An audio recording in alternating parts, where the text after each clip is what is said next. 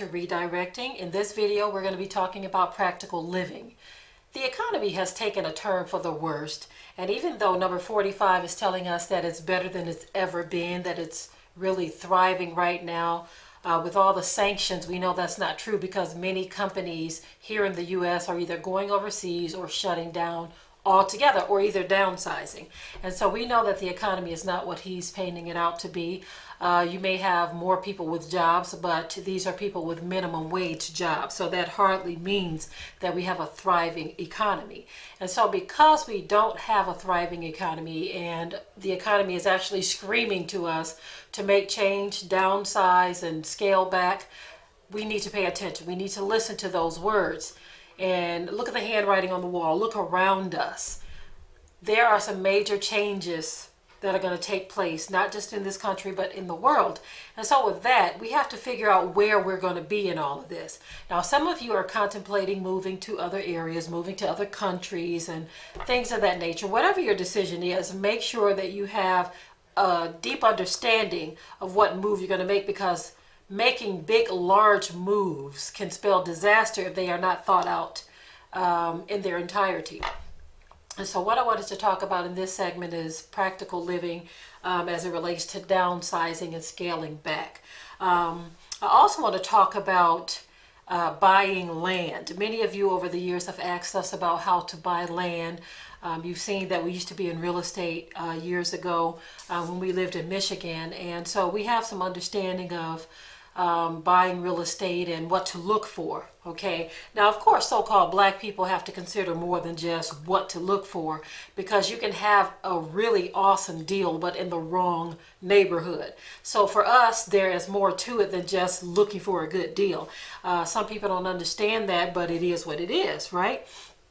So what I want to talk about is buying land and how to buy land on a budget or with no money. Yes, buying land with no money. It is very possible, okay? Right now, there seems to be a surplus in land here in the U.S. A lot of people have land that they're not using. Some have land that they've inherited, and they just want to do something with it. They don't want it to continue to sit there, and they're paying taxes on it year after year after year. And they're not really reaping anything from it. So a lot of people are selling land in different areas. So the first thing you need to determine is where you want to live, okay? And being a so-called black person, we have to consider everything. There's a website that I want to refer you to for those of you looking at land and you want to be sure about the area you're moving to. There's a website called citydata.com. And in citydata.com, you can look up the demographics of racial breakdowns in a particular city, in a county, okay? And you know what ratio you're looking for, so I can't tell you what that is, but for everyone, it's different. I've actually seen counties where it's only like a 1% black population. So that 1% black population who lives there is obviously okay with that. Okay, so I'm not going to try to discourage anyone from doing what they want to do. But for those who are concerned about demographics, that is something you want to look for. If you're looking for a percentage that's above 10%, citydata.com provides that information. Okay, it even gives you crime statistics for a particular area or county. That is a great resource to have at your fingertips when looking for land. Or houses. Doesn't matter if you're looking for land or a house or whatever. Whatever you're looking for, that is a great resource. Now, as it relates to looking for land, if you don't have a lot of money and you're like, okay, I want to buy some land and I want to scale back and downsize because I'm trying to catch up with the economy. Some people are behind the economy and they're trying to catch up based on the budget that they have before the economy crashes, because once the economy crashes, it may be trying to catch up with you. So anyone who's looking to buy land, first of all, determine how much land you need and what your goals are, okay? And when I talk about scaling back, don't look for something that is going to be out of your reach. If you're going to put a house on it, build a house on it, you don't want to get something that's going to be out of your reach in terms of the price of the land, and then you can't afford to get a house on it. Also, you want to determine, do you want to be debt free? Okay, we did a video before where we were talking about what a mortgage really is. Now, I'm not saying it's a sin to get a mortgage. Obviously, a lot of people have them. I'm not saying it's a sin to have them. I'm just saying that if you don't want one, if you're not trying to be in debt, then you really need to pay attention to this video, because there are ways to buy property with zero down using what they call owner financing. Now, essentially, that's like a mortgage too, but it's a little different. They're going to be a little more loose with their requirements. They'll work with you more. You're not working with some big institution that may have all this paperwork and credit checks and all this other nonsense. Now, some owner finance properties may some owners may require that you get a credit check, because they want to make sure that you're not a horrible risk. But they also know that they're in a good position, because as land they're selling you, it's different when you're selling land and selling a house.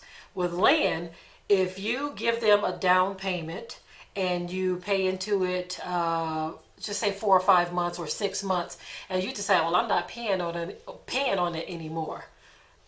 They can go through the process of telling you, okay, well, you don't want to pay anymore, you can bounce, and they get to keep that money. Okay, so I don't want to scare you with all of that. So let me just get into buying the land first. Make sure that you have your whole plan ironed out. What am I going to do with this land?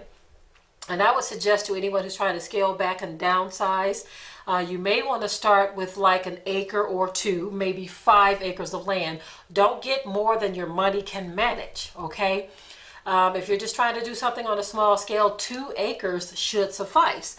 1 acre is not bad depending on the area you're getting it in, because if you're planning on building, you want to make sure that the area you're building in will allow you to build what it is you're trying to build. And I'm going to tell you what I mean by that. With the whole downsizing thing, there is a huge tiny home boom in this country. Okay, a lot of people are scaling back to the point where they're like, look, I don't need all of this. This is too big. I want to downsize. I don't want to pay for all of this. Because even if you own your house free and clear, like this house, we don't owe any debt on it. But the issue that we're having with this house is the fact that the ceilings are really tall. So it's really difficult to heat this space. And so we're constantly chopping wood and feeding the fireplace just constantly. And so in the cold months, that can be very tiring. And if you run out of wood resources, it can be a trip. You see, thankfully, the Most High sent a few people in the community to tell us of a source for getting wood that is off the chain. Okay, and it's this thick oak wood too, but still this house, you burn through so much of it because of the ceilings.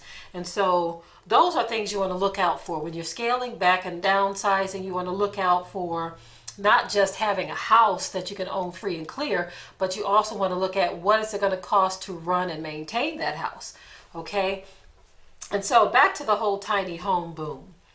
With the tiny home boom, a lot of people have decided that they don't need all the space. Okay, they don't need all of the space. So they're saying, okay, I think I can fit my life inside of 300 or 400 square feet.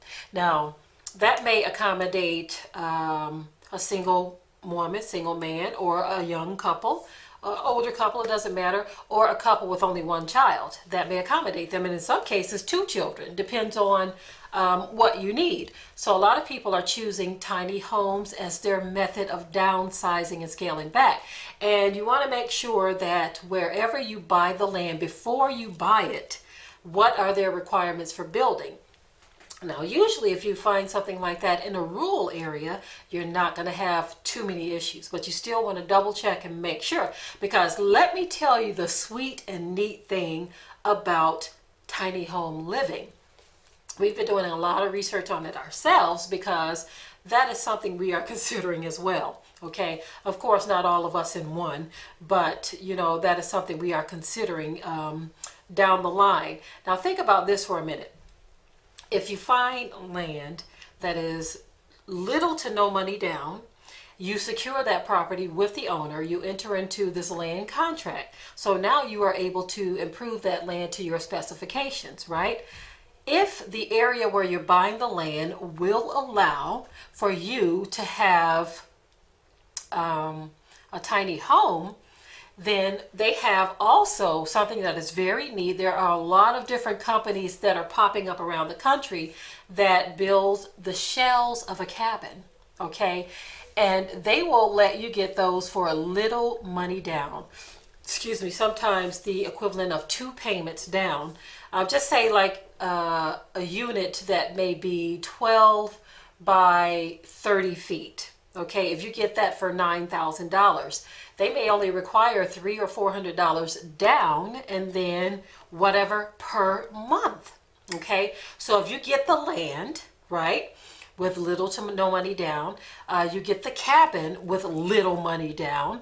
As long as it's in an area where they will permit this, then you can start improving the cabin, because they only give you the shell. You're going to need your flooring, your electrical, your plumbing, and if you know someone who knows how to do this, or in our case, Watchman knows how to do all of that, the plumbing, the electrical, the drywall, all of that, the insulation. Once you get that shell to the point where it is now insulated, it now has power, it now has plumbing, there are other things you can do too. You can do a little at a time. You get your drywall in. You can, whatever size kitchen you want, if you just want a little kitchenette, if you're like a single person or just a young couple, old couple with no children, empty nesters, you can do the bare minimal for what your lifestyle will require, okay? A little at a time, okay? And it's not going to cost you a whole lot if you're doing it this way. Now, also keep in mind, if you plan on working a job, you may want to try to secure something in an area first. Maybe rent something in the area while you're improving your land and your house and preparing it. And so that way you're there, you have an income, and you're working on your tiny home in the community of your choice, and the goal is being met. The finances are in place because of the job, or if you already have savings, so many things to consider. Okay, I like the idea of the tiny home because you don't have to have everything all at once, right? Now, another thing I wanted to talk about too are tapping. If you're not going to tap into municipal water and sewage, there are units that they have that are like units that are made for composting toilets. Now it comes with almost like a small septic tank. It's a tank that goes on the outside and it plumbs into the inside, okay, to give you a toilet, okay, to give you access to flush your toilet. Now, as far as water, if you're going to use a rain catchment system or a water tank, or if you're going to tap into municipal water, all of those things are easily attached to your tiny home. Now, before jumping into any of this, we say to people, do research, plan things out, because many times people get ahead of themselves when they make moves such as this and they don't know. It's like, okay, I ran out of money. What do I do now? You don't want to invest in something like this and you don't have the money to continue with it in terms of paying off the land, paying off the shell that you buy from the companies that build the tiny home cabins. You don't want to invest money in it and you can't follow through with it. If at all possible, it's best to just pay cash for whatever you can, but if that's not possible, then this is a great option for you. Now, one good thing at this point, we're entering into December, okay? This is mid-November, so we'll be entering into December real soon. And so that means we are at the end of the year. End of the year, a lot of people get excited about tax time because you're probably expecting some sort of tax return. That is the best time to make a move such as this, okay? If you're really serious about downsizing and scaling back, buying land, tax season is the best time. So if you can't find a situation where there's little to no money down, you don't even have to put all of your tax money into it. Just whatever they will agree with. If they say, look, we'll take $500 down, because I have seen many situations to where an owner who's had this land for a long time doing nothing with it, they're like, sure, I will take $500 down and I will take $200 or $300 a month. And if you feel that you can afford that, you don't have to put huge chunks down into the land per se. Save some of that tax money so that you can get the tiny home unit, and then also depending on what you get, because some people get huge hefty tax returns. Depending on what you're getting, save some of that for the materials to improve the unit. Okay, and so these are some things to consider. But definitely what you want to do to look for that land, you want to scour various classifieds in various areas. A great place to look right now is Facebook Marketplace. There are all kinds of ads where they say right there in the ad, owner financing, land contract, 0 down or 1,000 down or $500 down and so much a month. And they give you the terms there. And of course you can work out the terms with the owner. Get your understanding of everything up front before giving $1 to anyone. Of course, you want to go through a title company even with something like that so you can verify ownership to see if the person who's trying to sell the land is the actual owner. Okay. So what we're saying here is you have to do your homework too. You can't just say, okay, land contract, $500 down, here's the money. Where's the keys? First of all, there are no keys to the land, right? So you're going to have some type of paperwork to show that you have a contract with this person, right? And this is why I say use a title company. Don't let anyone say, oh no, we don't have to go through. If they don't want to use a title company, then you don't want the land, because then that means that you are not protected. Okay, someone needs to know that this transaction is taking place and you need to be protected. What the title company does too is they are going to search to make sure there are no liens on the property, okay, other than the person who is trying to sell it to you. Okay, if someone is trying to sell you something and there are like 5 other people on the deed or on the ownership of the land, then you don't want that land, okay, because you're dealing with one person. They're saying, okay, this is my land, but there's 5 other people on it too. Then you could have some trouble or some problems down the line. And so basically you want to make sure that you are dotting all of your I's and crossing all of your T's, even if it's a great deal, because there are great deals. Some people say if it's too good to be true, then it is. I agree with that in some cases, but there really are a lot of people who own land and they are trying to get rid of it. They may have acquired it through inheritance, or maybe they bought it through tax sales, or whatever the reason may be. Some people own a lot of land all over the place, and so they will make such deals. And again, you want to make sure of the area, making sure that it's a safe area for you if you are a so-called black person. You want to make sure that the land is buildable, that you are talking to the county to make sure that anything you want to do on the land you are able to do. Okay, if you plan on having a travel trailer or something like that, make sure that you can first. Most areas, in the most rural areas, don't mind if you have travel trailers or cabins or RVs. They don't care one way or another, most of them. They may have limitations on the number of them that you can have without getting a permit. As in the case with our land, you can have as many as you want, but if you have over a certain number of RVs or travel trailers, then they require that you get a permit, because they consider it an RV park at that point. Now, that's not every area, because I've seen some areas, there are some areas we looked at where they say there were already 5 RV hookups already into the land. People live on it, and you don't necessarily have to have a permit if it's going to be a family living there, but every county is different, right? Every county is different, so you want to find out what the county requires, okay? It's just so much to buying land that you definitely want to do your homework. You definitely want to make sure that it's going to cover the needs that you have. If you're looking to get more land, you're not necessarily trying to scale back on land and you want more land, one thing that I would definitely say you want to consider is, what do you want to do with that land? Are you going to farm the land? Is it the type of land that animals can graze on? Because some people have a lot of land, but it's unusable land. I've seen some supposedly really good deals on land, right? And let me give you an idea of what I'm talking about. There was an instance where someone had like 100 acres of land for sale.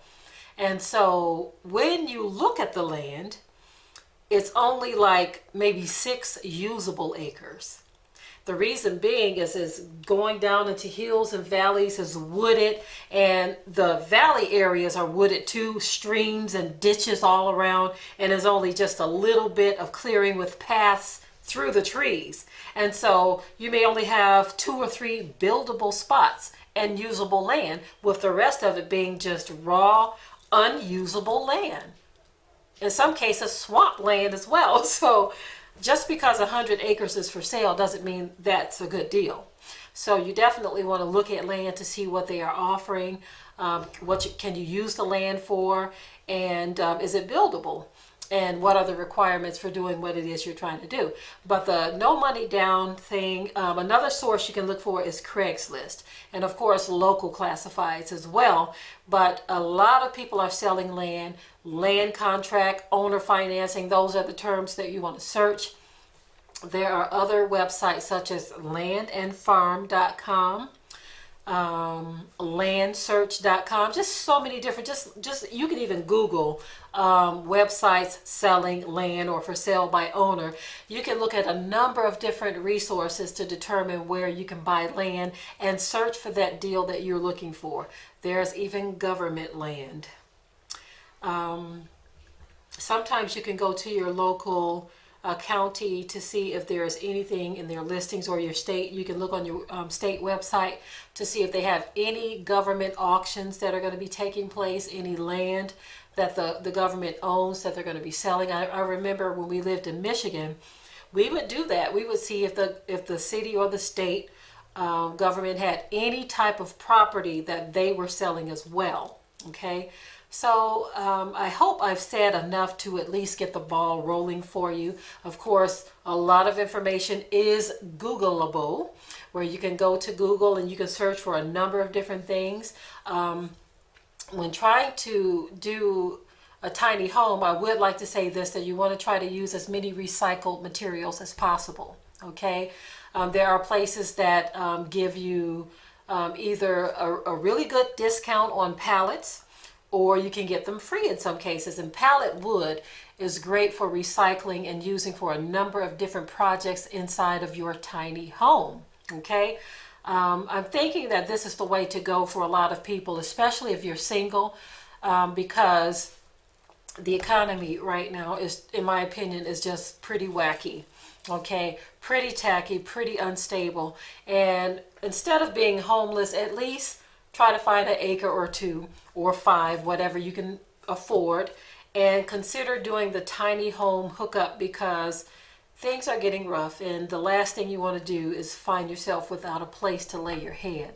Okay, especially when there are things that you can do in preparation right now, because the economy hasn't completely flopped yet. So this is the time to move and make actions and do things. And if you have someone that you trust, if you all can trust each other and you want to pool resources, I say go for the gusto. Okay, it's definitely hard to find people to trust. We all know that. It's hard to find people who are willing to really put their money and their effort in too, because sometimes putting your money in is not enough. Without the right effort and everyone pulling their own weight and doing what they have to do too, you definitely don't want to bring along any dead weight, someone who's expecting you to do it all, someone who doesn't want to lift a finger to help you with anything. They just want to lay back and congratulate you on the work that you're doing, while they just sit back and say, oh, look at this, oh, you're doing a wonderful job. No, if you can't find someone who is actually going to be there with the financial end of things and the labor end of things, you definitely don't want to bring them along, because when times get rough, dead weight is the last thing that you want. And if you consider yourself to be dead weight, liven up, pick up the pace, hold your own, stand on your own 2 feet, do whatever it is you have to do to prove yourself worthy to tag along with somebody else, because times are getting rough, family. They are definitely getting rough, and there's so much to consider. This is just a buying aspect of things, but it's a whole other conversation when you're talking about dealing and working with other people. Okay, I definitely see the benefit in that, but it's not always as easy as just doing it. It's not that simple, okay? In the days and years and months ahead, we definitely have some soul searching to do, some planning to do, some decisions to make. Whether you're going to stay here in the U.S. or you're going to go to Africa, wherever you go, you're going to need resources. You're going to need to be able to financially support yourself and the lifestyle that you are seeking after. You're going to need that wherever you go. And so I definitely say that we need to enter into a mode of prayer for direction, because, not trying to scare anyone, but you don't want to be one of those that say, oh, you're just fear mongering, and then hard times get up on you and you did no type of preparation, and so you're sitting there wondering how you're going to make it. Don't find yourself in that situation, okay? If you have to pray for someone to join with, or a few people to join with, do that. And say, Abiyah, give us direction. Give us direction, because we definitely would like to work with others, but we need your direction so that we don't make huge mistakes, so that we're not spinning our wheels and wasting our time. But keep in mind, family, keep in mind, when buying property of any kind, do your due diligence, do your research, because it will pay off in the end. And with that, I will say shalom.